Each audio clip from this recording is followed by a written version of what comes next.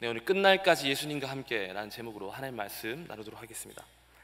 마태복음에서 소개되고 있는 이 복음은 다른 복음서와는 좀 다르게 특별한 단어가 함께 붙어서 사용되어지고 있습니다. 마태복음에서는 복음이 총 이 복음 유앙겔리온 이 단어가 4번 등장하게 되는데요, 그 중에 3번의 표현이 모두가 다 이 천국, 하나님 나라와 함께 사용되어지고 있습니다. 마태복음 4장 23절을 보시게 되면 예수께서 온 갈릴리에 두루 다니사 그들의 회당에서 가르치시며 천국 복음을 전파하시며, 그리고 마태복음 9장 35절에서도요 예수께서 모든 도시와 마을에 두루 다니사 그들의 회당에서 가르치시며 천국 복음을 전파하시며, 24장 14절 오늘 본문의 마지막 절입니다. 이 천국 복음이 모든 민족에게 증언되기 위하여 온 세상에 전파되리니 그제야 끝이 오리라. 복음이라고 하는 이 단어가 천국, 하나님 나라와 가장 함께 쓰인 가장 중요한 의미가 있다면, 천국은 우리가 죽어서 가게 될 저 멀리 있는 하나님 나라의 개념이라기보다는 예수 그리스도의 성육신하심으로 말미암아 그 초림과 더불어 십자가의 구속, 죽으심, 부활하신 그 사건으로 이미 선명하게 시작되어진 그 하나님의 나라, 얼레디 이미 시작되어진, 그리고 재림의 주로 오셔서 완성된 그 하나님의 나라, 그 사이를 살아가게 되는, 그러니까 already 이미 시작되었지만 아직 완성되지 않은 not yet, 그러니까 하나님의 나라의 시기를 살아가는 성도들에게 이 복음은 이미 시작된 하나님의 나라의 백성으로 살아가게 되는 유일한 능력이며, 단순히 천국 티켓을 들고 있는 정도로 살아가는 것이 아니라 천국의 주인 되시는 하나님의 통치를 누리게 되는, 바로 오늘 하나님의 백성으로 살아가게 하시는 하나님의 능력이라는 것입니다. 존 파이퍼 목사님께서 쓰신 책 중에 하나님이 복음이다 라고 하는 책이 있는데요, 그 책에서 이런 내용이 적혀 있습니다. 하나님, 바로 그분이 가장 위대하고도 궁극적인 복음의 선물이다 라고 나와 있습니다. 그래서 복음이란 그저 먼 훗날 되어지게 될 하나님 나라의 백성이 아니라 바로 오늘 예수님의 처음 오심과 다시 오실 재림의 시기를 살아가게 되는 우리들로 하여금 복음으로 인해 오늘 내가 하나님의 통치를 받아 누리는 하나님의 백성이 되고 있다는 것, 즉 천국의 백성으로 오늘 살아갈 수 있는 능력을 주신 것이 바로 복음이라는 것입니다. 믿으십니까? 제가 청년 사역만 계속 하다 보니까 청년들이 아멘을 이렇게 여간해서 예수님이 다시 오시지 않는 이상 그렇게 크게 아멘을 잘 하지 않거든요. 네, 그러다 보니까 예배 때 반응이 이끌어내기 위해서 별의별 노력을 다 하는데, 제가 우리 청년들 몇 명한 쌤목사한테 연락해서 오늘 다 오라 그랬습니다. 다 와서 지금 저기 뒤에 생각보다 많이 왔네요. 이 어른들이 드리는 하나님께 집중하고 말씀에 집중하고 반응하는 모습 보고 배워라, 배워야 된다, 그 아멘 하는 모습을 배워야 된다라고 이렇게 제가 공지를 했거든요. 그래서 오늘은 평소보다 조금 더 크게 아멘을 해주시면, 네, 믿으십니까? 네, 할렐루야. 그래서 오늘 본문 1절 2절을 보시게 되면 예수께서 성전에 나와서 가실 때 제자들이 성전 건물들을 가리켜 보이려고 나아오니 대답하여 이르시되 너희가 이 모든 것을 보지 못하느냐? 내가 진실로 너희에게 이르노니 돌 하나도 돌 위에 남지 않고 다 무너뜨려지리라. 이 말씀을 하신 가장 중요한 이유는 이제는 하나님 나라의 완성을 이루기에 있어서 십자가의 완벽한 화목 제물로서 예수님께서 그 제사를 영원한 제사, 완벽한 제사로 마치시게 될 겁니다. 그래서 그 제사로 인해 이 땅의 모든 제사는 불완전하였지만, 불완전하기에 더욱더 악했던 것은 성전의 화려한 모습이 있었지만 그 안에서 드려지는 모든 제사의 내용들이, 그리고 그 제사를 인도하는 제사장들의 그 마음들이 부패하였고 썩어졌기 때문에 그 성전이 이제 종료하고, 그 예배는 이제 종료하고, 그 제사는 끝이 나고, 그 껍데기만 화려하고 경건의 모양만 있고 능력이 없는 그 성전은 무너져야 될 것을 예수님께서는 선명하게 말씀해 주신 겁니다. 그리고 실제 요세푸스의 기록을 살펴보게 되면 AD 70년에 로마의 디도 장군에 의해서 예루살렘 성전은 포위되었고 함락되었고 무너졌습니다. 이로 인해서 우리가 알 수 있게 된 것은 교회사를 통해서 예수님의 말씀은 분명히 실현될 수밖에 없다라는 것. 오늘 그것이 바로 복음을 믿음으로 말미암아 하나님 나라의 통치를 받고 사는 백성으로서 말미암아 예수님의 말씀은 반드시 이루어질 줄을 믿습니다 라고 하는 예수님의 말씀을 신뢰하고 거기에 모든 생명을 걸 수 있는 믿음이 우리에게 생긴다라는 것입니다. 근데 중요한 건 오늘 본문에서도 알 수 있듯이 예수 그리스도의 다시 오실 그 재림의 시기 이전에 이러한 예수님의 말씀을 믿지 못하게 하는, 미혹하게 하는 세력들이 있다는 겁니다. 그러나 복음의 능력은 이 모든 미혹들을 이기게 하시는 하나님의 능력입니다. 그래서 복음은 모든 미혹을 이기게 합니다. 제자들이 질문합니다. 3절입니다. 예수께서 감람산 위에 앉으셨을 때 제자들이 조용히 와서 이르되 우리에게 어느 때에 이런 일이 있겠사오며 또 주의 임하심과 세상 끝에는 무슨 징조가 있사오리까? 이 질문 속에서 나타나고 있는 제자들의 관심은 도대체 이와 같이 일어나는 그때, 이전부터 말씀하신 재림의 때와 연관하여서 그 일들이 일어나는 때가 언제이고 어떤 징조가 일어나냐라고 질문을 합니다. 그리고 징조를 물을 때에도 세상 끝에는, 이 세상 끝이라고 하는 이 시간의 관심 속에서 그 마지막 때 그 시간에 대한 일이 일어날지 무엇이냐라고 해서 계속해서 그 시간에 대해서 포커스하고 있습니다. 도대체 언제입니까? 그때가. 그러나 예수님의 답변을 살펴보시게 되면 예수님께서는 때가 아닌 징조에 대해서 말씀해주고 계십니다. 우리가 4절을 다 함께 읽도록 하겠습니다. 다 함께 읽어보겠습니다. 시작.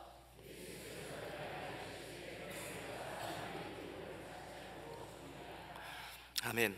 사실 예수님의 답변을 살펴보시면 그 때에 대한 답변을 주시는 것이 아니라 사실 언제 다시 오시는가에 대한 답변은 우리가 또 앞으로 큐티를 통해 살펴보겠지만 24장 36절에서 그날과 그때는 아무도 모르나니 하늘의 천사들도 아들도 모르고 오직 하나님만 아시니라. 때는 아무도 알 수 없다라는 거죠. 하나님 한 분만 알고 계신다는 겁니다. 그리고 또 24장 42절에서 그 때를 알미 중요한 것이 아니라 깨어 있으라, 깨어 있어야라고 한다라는 그 영적 각성, 깨어 있어야 되는 상황에 대해서 말씀을 주십니다. 그 영적 각성, 깨어 있음에 있어서 가장 주의해야 할 것이 무엇이냐면 바로 미혹입니다. 미혹은 우리가 방금 전 읽은 4절뿐만이 아니라 5절과 11절에서도 나타나게 되는데요. 5절을 보시면 많은 사람이 내 이름으로 와서 이르되 나는 그리스도라 하여 많은 사람을 미혹하리라. 11절 거짓 선지자가 많이 일어나 많은 사람을 미혹하겠으며, 이 미혹이라는 단어의 원어 뜻을 살펴보시게 되면 이 플라나오라고 하는 헬라어의 단어인데 길을 벗어나게 함이라고 하는 의미가 있습니다. 길을 벗어나게 함. 길을 벗어나게 함을 우리는 정확히 한 음절의 단어로 정의할 수 있습니다. 길을 벗어나게 되는 것을 뭐라고 얘기할까요? 제가 청년들하고 하는 것처럼 한번 해볼게요. 초성으로 알려드리겠습니다. 지읒으로 시작합니다. 우리 청년들 뭡니까? 네, 우리 성가대에서 대표해서 말씀해 주셨습니다. 죄입니다. 죄. 길을 벗어나게 하는 것, 죄입니다. 죄를 의미하는 헬라어 단어 중에 여러분들도 많이 아시는 것처럼 하마르티아라고 하는 단어가 관역을 벗어나다, 경로를 이탈하는 거거든요. 미혹하게 되는 건 바로 죄를 상징하는 거죠. 그런데 4절에서 미혹이란 단어, 5절, 11절 이 미혹이란 단어가 어떻게 붙여져 있습니까? 4절에서는 사람의 미혹을 받지 말라고 하시면서 그 다음 5절에는 그 사람 중에 나는 그리스도라 하여 많은 사람의 미혹을, 그리고 11절에서 거짓 선지자들의 미혹을 받지 말라고 하십니다. 나는 그리스도라 하여, 그러니까 자칭 구원자 예수라고 말한 사람이 등장한다는 겁니다. 다른 나라 말고 우리의 조국 대한민국에서만 자칭 그리스도라고 하는 사람들이 몇 명이 있을까요? 제가 맞추시는 분께는 마치고 나서 뒤에서 악수 한번 해드린 걸로 44명이나 있다고 합니다. 근데 이 통계가 2009년인데요 지금 10년이 지났잖아요. 그 중에 몇은 돌아가셨을 거고 또 몇 명 또 새로 태어나서 자기가 예수라고 하고 다닐 텐데, 그 수많은 이단들 중에서 가장 악질이라고 하는 신천지, 이만희 씨의 이름도 거기에 들어가 있더라고요. 그 보혜사 성령, 보혜사 예수라고 들어가 있는 겁니다. 제가 유독 신천지하고 좀 인연이 많은 편입니다. 제가 신천지는 아닙니다. 인연이 많은 신천지들하고 좀 이렇게 만나는 일들이 많았는데요, 한국에서 제 가장 친한 친구가 신천지에 빠진 겁니다. 그래서 신천지에 빠졌다는 소식을 듣고 이 친구가 미국에 왔는데 대화를 하는데 불편해요. 정말로 모든 걸 다 대어놓고 서로의 집을 와서 먹여주고 재워주고 했던 친구였는데 불편하더라고요. 신천지라는 걸 알고 나니까 불편해지는 거예요. 그래서 제가 막 신학교를 들어갔을 터라 어떠한 이야기들을 막 하는데, 이제 그냥 자신이 알고 있는 몇 가지의 내용들과 제가 얘기하는 성경의 이야기와 본인이 생각했을 때는 이게 싸움에서 본인이 졌다 생각해서 패배감에 들었나 봐요. 한국에 가서 열심히 공부를 했나 봐요. 그래서 제가 결혼을 위해서 한국을 잠시 방문해서 친구를 만났는데, 그 친구 집에서 이제 머물면서 그런 이야기를 하는 겁니다. 또 이제 신천지 얘기를 하는 겁니다. 근데 저는 이제 신학교를 한창 다니고 복음의 참된 능력이 무엇인지 깨달아 맛보아서 이제 막 신이 나서 더욱더 막 복음 하고 다닐 때인데 이게 이제 안 들어오는 거죠. 그래서 이 친구 열이 받아가지고, 그 경상도 친구, 제 울산 출신이거든요. 산아, 내 지금 누구한테 전화 한 통 해도 되겠나? 해라. 잠깐만. 막 통화하더니 지금 좀 만날 수 있겠나? 만나죠. 근데 그때가 밤 11시였어요. 일산에서 머물고 있었는데 일산의 어느 역에 LG 25시 앞에 11시에 나아갔습니다. 그 신천지 누군가가 오는 거죠. 제가 떨렸을까요? 안 떨렸을까요? 나중에 따로 말씀드리겠습니다. 근데 그 11시에요, 한 자매가 단발머리를 하고 아주 깔끔한 정장과 풀 메이크업을 하고 딱 11시에 딱 오는 거예요. 그 와서 딱 이제 그 편의점 앞에 그 테이블에 앉아서 얘기를 하는데 하얀색 노트를 꺼내는 겁니다. 성경을 꺼내는 줄 알았더니 노트를 꺼내더라고요. 그래서 뭐 창세기부터 요한계시록까지 막 왔다 갔다 하고, 뭐 신해산 얘기를 하고, 신해산이 뭐 과천에 임하고 막 이러니까 뭐 이상한 비유를 하고 뭐 입 맞은 이야기 막 하는데, 듣다가 알잖아요. 우리는 알잖아요. 복음을 알면 이것이 가짜라는 거 알잖아요. 그런데 정말로 이단이라고 단서를 잡고 싶어서 제가 이야기를 계속 들어줬어요. 아, 그렇군요. 이렇게 적극적인 리액션을 하면서 아, 그렇군요. 제가 1시간 반을 반응만 하면서 들었습니다. 1시간 반을. 듣다가 제가 이제는 좀 못 참아서 너무 귀한 이야기 들어서 참 좋은데 제가 질문 하나 해도 돼요? 그러니까 그분이 어머, 역시 우리 진훈 씨의 친구분은 신학교를 다니셔서 그러신지 마음문이 많이 열리신 것 같아요. 질문도 하시고요. 너무 좋죠. 질문하세요. 제가 질문했습니다. 이만희가 누굽니까? 그랬더니 그 자매, 어머, 그분은 사실 그분에 대해서 들으시려면 최소한 6개월 이상 저희와 함께 성경 공부하시고 교리를 받으시고 교리 교육을 받으시고 수료하셔야 들을 수 있는데, 우리 형제님은 마음문이 많이 열리신 것 같아서 말씀드릴게요. 누굽니까? 그분은 보혜사 성령이세요. 그렇죠. 막 이렇게 육두문자 나오시죠? 너무 기분이 안 좋아요. 그래서 제가 그때 1시간 동안 보여드렸던 친절한 리액션을 깨고 탁상을 테이블을 팡 치면서 일어나라. 100% 이단이다. 100% 이단이다. 정신 차리고 당신도 정신 차리십시오. 어떻게 사람 이름을 보혜사 앞에다 갖다 붙일 수 있습니까? 이단입니다. 당신도 회개하십시오. 그러니까 뭐라고 그러는지 아세요? 아멘이래요. 형제님이 아직 깨닫지 모르셔서. 그러나 형제님 이제 다 됐어요. 뭘 다 돼요? 그래서 제 친구 데리고 나왔어요. 거기는 여러분 복음이 없습니다. 우리가 복음을 들을 때 가장 먼저 고백하게 되는 게 무엇입니까? 빛 대신 그리스도의 그 십자가의 사랑 앞에 서게 되면 우리의 죄가 드러나기 때문에 복음을 듣게 되면 내 죄를 고백하게 할 수밖에 없다라는 거죠. 근데요, 죄에 대한 그 어떠한 언급이 1시간 반 동안 들어도 없습니다. 십자가 복음에 대한 바른 성경적인 해석이 없고 전부 다 중간중간에 뭐 교회 비판하면서 뭐 자기네들이 우리가 진짜 성도고 거기가 사탄들이라면서 우리 핍박받고 있는 것 같아서 얘기하지만 거기는 복음이 없습니다. 죄의 고백, 내가 죄인임이 반드시 드러나야 되는데 죄에 대한 언급이 하나도 없었다라는 거죠. 그래서 시간이 오래 흐르면서 제일 친한 친구가 얼마나 기도를 많이 했겠어요. 그래서 5년 전에 제가 잠시 한국을 방문할 기회가 있어서 그 친구를 다시 만나는데 그 친구가 이런 이야기를 합니다.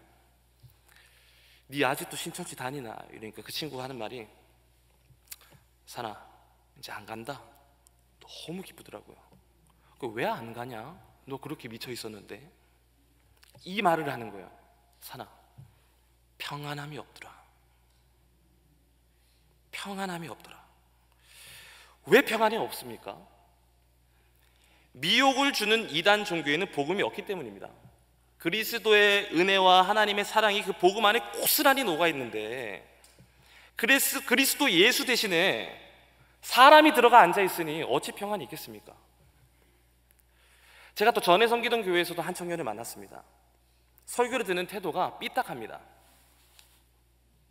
이렇게 비웃습니다. 감이 오잖아요. 저 좀 이상하다. 그래서 어느 날 또 연락이 옵니다. 한번 만나 주실 수 있습니까? 그래, 만나자. 집에서 만나자 그러는 거예요. 집에서. 오케이. 집으로 갔더니 테이블 위에 하얀색 노트가 또 이렇게 놓여져 있는 겁니다.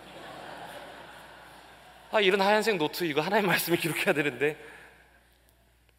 그래서 제가 또 들었습니다. 듣고 나서 제가 한 일은 하나입니다. 복음을 증거하는 일입니다. 복음을 선명히 선포하였고, 복음 선포하는 가운데 드러나는 죄가 있을 수밖에 없음을 얘기하였더니 이 친구가 그런 얘기를 하는 겁니다. 어느 누구도 저한테 제가 죄인이라는 것을 선명히 얘기해 준 사람이 없었습니다.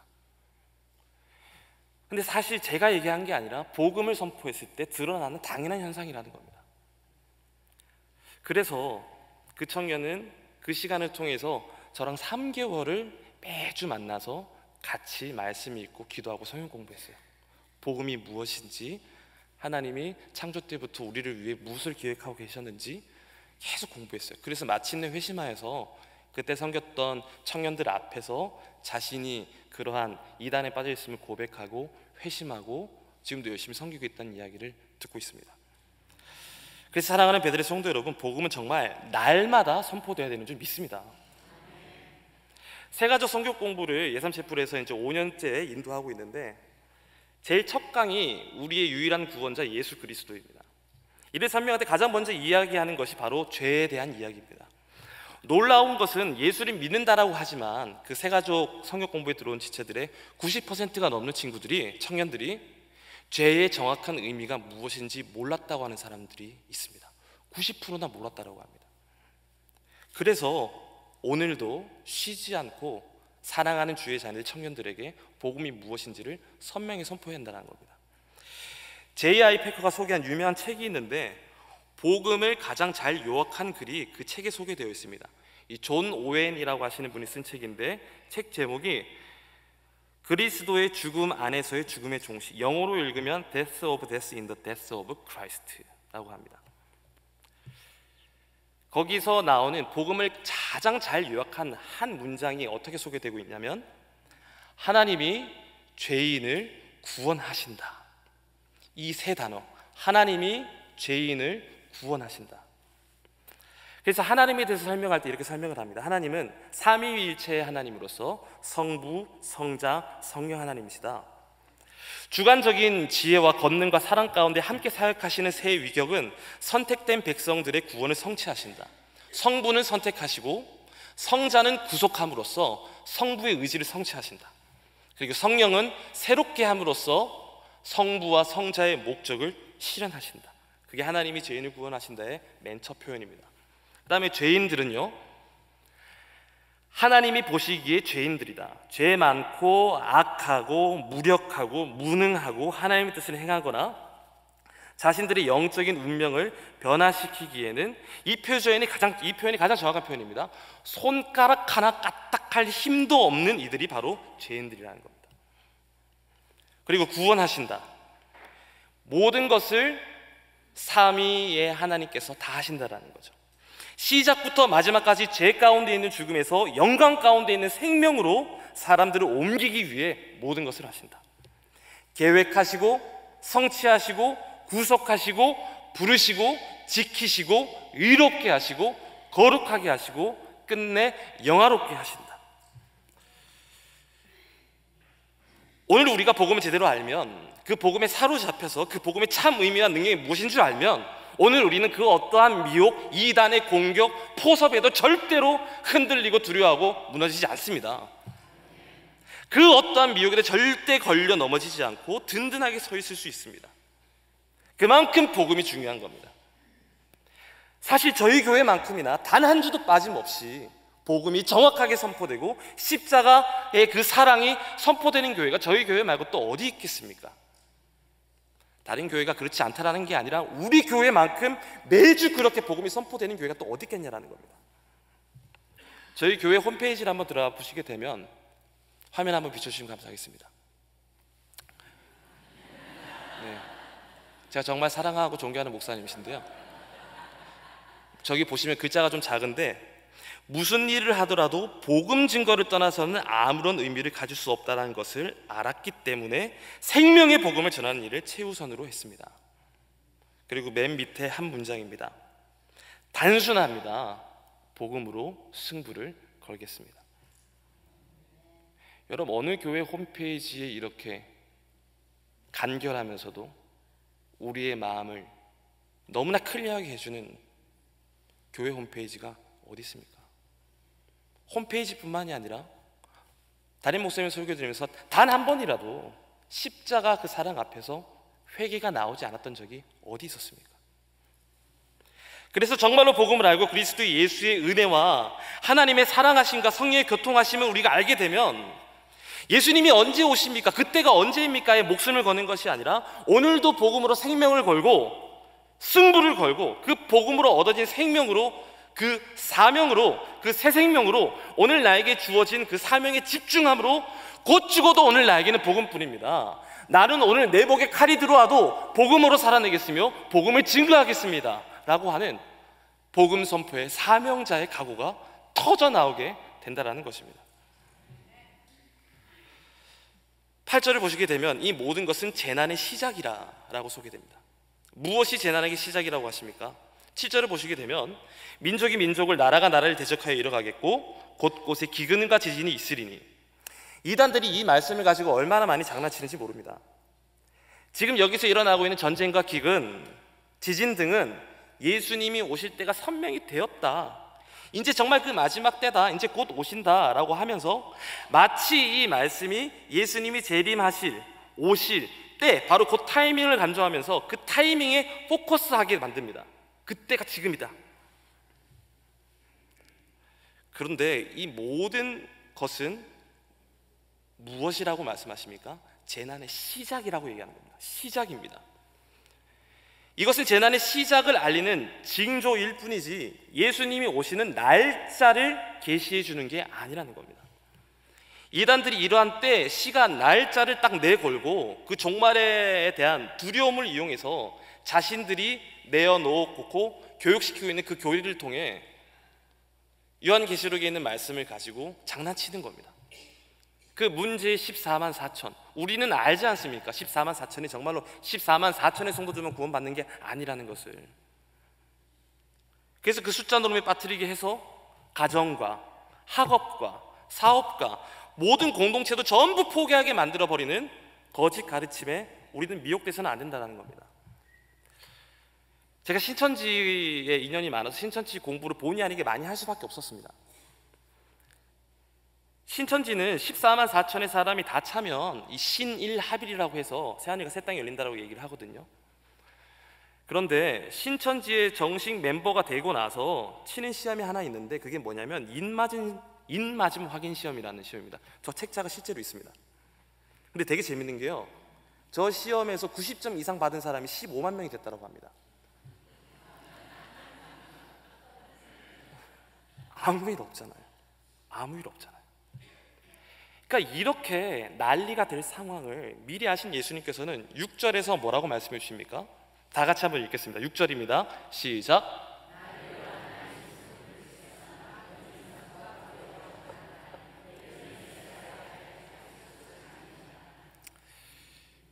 시작인 것이고요, 아직 끝이 아니라는 겁니다. 그리고 가장 중요한 것은 왜 난리와 난리 소문을 듣겠지만 너희가 삼가 두려워하지 말아라고 말씀하신 중요한 이유가 뭐냐면, 왜 우리를 향해 두려워하지 말아라고 말씀하셨냐면, 복음은 바로 예수님과 함께하는 능력이기 때문에, 우리와 함께 하실 것을 약속하셨기 때문에 두려워하지 말라라고 하신 겁니다. 그래서 복음은 예수님과 함께하는 능력입니다. 오늘 본문의 마지막 구절인 14절을 보시게 되면, 이 천국 복음이 모든 민족에게 증언되기 위하여 온 세상에 전파되리니 그제야 끝이 오리라. 예수님께서는 드디어 그 끝, 세상이 끝나고 심판주로 오실 재림의 시기에 대해서 답을 주십니다. 근데 그 끝이 언제냐면, 이 천국 복음이 모든 민족에 증언되기 위하여 온 세상에 전파되리니, 바로 그 끝은 언제라고 묻는 시기에 대한 답을 주시는 것이 아니라, 이 삶을, 예수 그리스도 다시 오실까지 그 시기를 살아가는 우리들에게 내가 요때 온다라고 알려주심으로 그 끝에 대한 답을 주신 것이 아니라, 천국 복음을 모든 민족에게 선포해야 될 사명으로 우리에게 답을 주셨다는 겁니다. 시기 때에 답을 주시는 게 아니라 오늘을 살아가야 할 그리스도인들에게 사명을 주셨다는 겁니다. 단 그리스도 예수께서 오신다라고 하는 그 시기에 대한 전제가 바로 있다라면, 모든 민족에게 천국 복음, 하나님 나라의 백성, 하나님을 소유하게 되는 그 복음을 증거하는 것을 선포해야 하는 그 사명의 완수가 남아있다라고 하는 겁니다.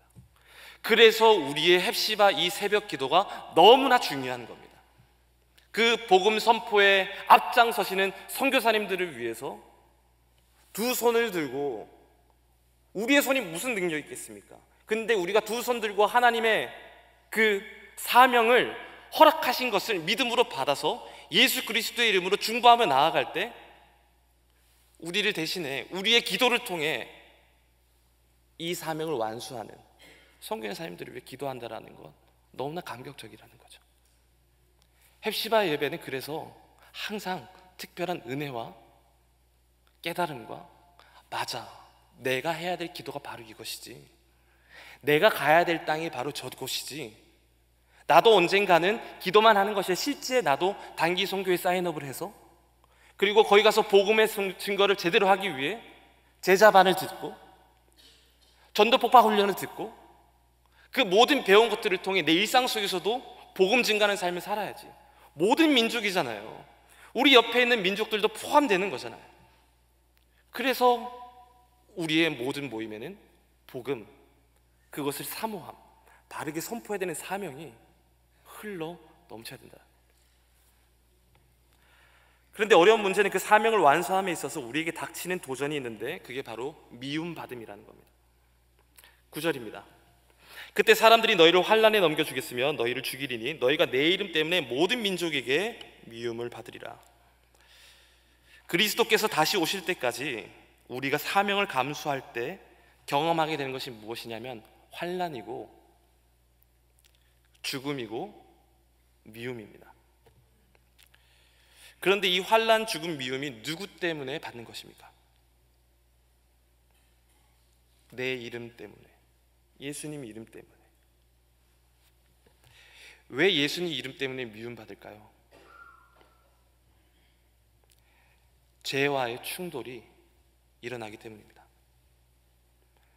세상 살아가려면 적당히 눈속임도 좀 하고, 회식 자리에서 분위기 맞추기 위해 술도 한두 잔 좀 해야 되고, 남들 다 하는 거짓말도 좀 센스 있게 할 줄 알아야 되고, 세금 보고 할 때도 좀 적당히 숨겨서 타세도 좀 적당히 좀 하고, 학교에서 시험 볼 때 남들 다 하는 컨닝 나도 조금 하고, 답안지도 좀 돌리고, 승진하기 위해 저 사람을 좀 짓밟고 올라가기도 해야 되고, 그래야 되는데 예수를 믿게 되면, 예수 이름으로 살게 되면 이러한 일들이 어려워지는 겁니다.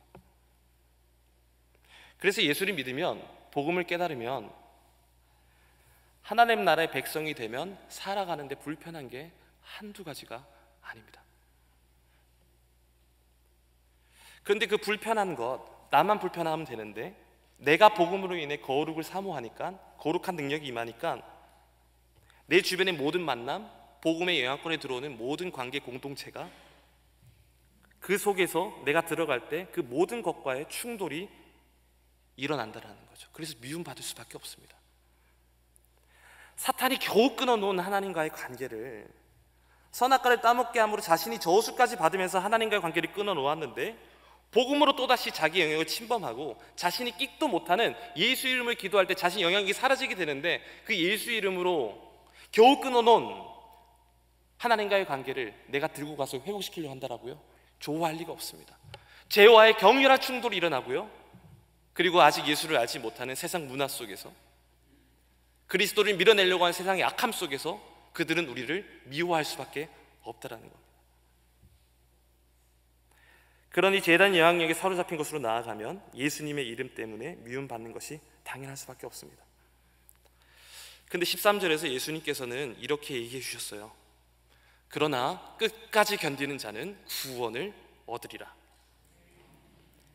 견뎌야 함을 요구하시고 계신데요, 버텨야 된다라고 얘기하시는데요, 이게 좀 잔인하게 들리는 거예요. 견뎌라, 버텨라. 예수님 이름 때문에 고난받는 것, 환난에 넘겨지는 것, 죽임을 당하는 것, 미움을 받는 것을 견디라고 하십니다. 그러나 그냥 견디라, 좀 잘해봐라, 웬만하면 좀 참아봐라 라고 하신 말씀은 아닙니다. 우리에게 맡겨주신 대사명이 마태복음 맨 끝자락에 있습니다. 28장 19절 20절입니다. 그러므로 너희는 가서 모든 민족을 제자로 삼고 아버지와 아들과 성령의 이름 세례를 베풀고 내가 너에게 분부한 모든 것을 가르쳐 지키게 하라. 볼지어다 내가 세상 끝날까지 너희와 항상 함께 있으리라.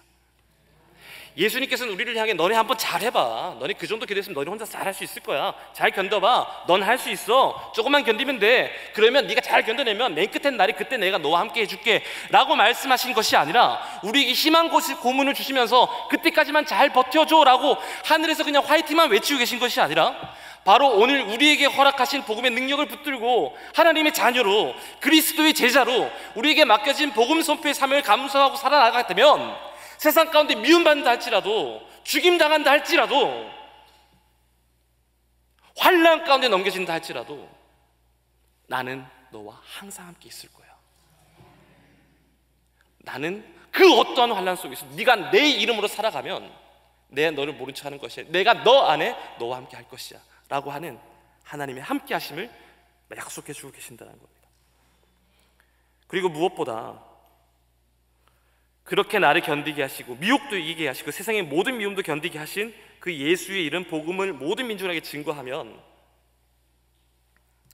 우리는 그 민족을 향해 복음을 증거하고 나아갈 때 하나님의 함께 하심을 가장 선명하게 느낄 수 있습니다. 복음을 증거하면 복음의 주인 되신 예수 그리스도를 가장 정확하게 느낄 수 있다는 겁니다. 그래서 미움받지만 환난 가운데 있지만 사랑하는 베들의 성도 여러분, 복음 붙들고 살면 미혹을 이기게 하십니다. 복음 붙들고 복음 증거하고 살면 지금 이 순간도 나와 함께 하시는, 그리고 늘 내 안에 계셨던 그 예수님을 정말 세상 끝날 실제로 내 눈으로 배우는 그 영광의 순간을 우리는 맞이하게 될 것입니다. 미움받지만 환난 가운데 있지만 두려워하지 않고 하나님을, 예수님을 소유한 믿음의 사람, 복음의 사람들이 될 줄 믿습니다. 우리 시간 함께 찬양하실 때 주님 다시 오실 때까지라는 찬양을 함께 부르실 텐데요, 가사의 고백이 이렇습니다. 주님 다시 오실 때까지 나는 이 길을 가겠습니다. 좁은 문, 좁은 길, 어떤 길이요? 미움받고 환난받는 십자가 지는 길이라는 거죠. 그러나 우리는 가는 이 길 끝에서 그 주님을 보게 되는 겁니다. 그리고 영광의 주님이 나를 맞아주시는 겁니다. 그래서 또 선포하는 거죠. 나는 일어나서 달려가겠습니다. 일어나서 노래하겠습니다. 당신이 진짜 구주이시요 영광의 주님이십니다.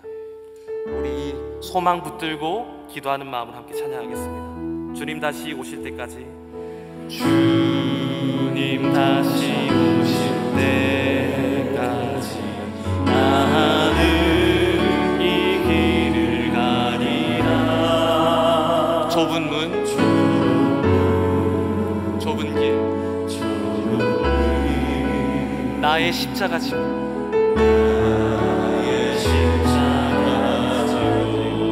나의 가는 이 길 끝에서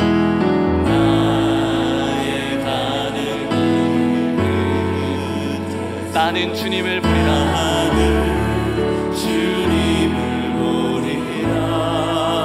영광의 내 주님,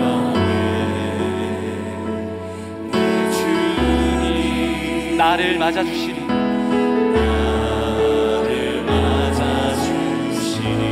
주님 다시 오실 때까지, 주님 다시 오실 때까지 우리의 참된 고백이 되어야 합니다. 나는 일어나 달려가리라. 주의 영광 온 땅 덮을 때 나는 일어나 노래하리. 내 사모하는 주님, 내 사모하는 주님, 온 세상 구주 되십니다. 내 사모하는 주님, 내 사모하는 주님, 영광의 왕이시라. 주님 다시 오실 때까지, 주님 다시 오실 때까지 복음을 알고 있는 사람은요 일어납니다. 그리고 달려갑니다. 주의 영광 온 땅 덮을 때 나는 일어나 노래하겠습니다. 주님, 일어나 노래하리. 내 사모하는 주님, 온 세상 구주 되심을 노래합니다. 내 사모하는 주님, 영광의 왕이시라.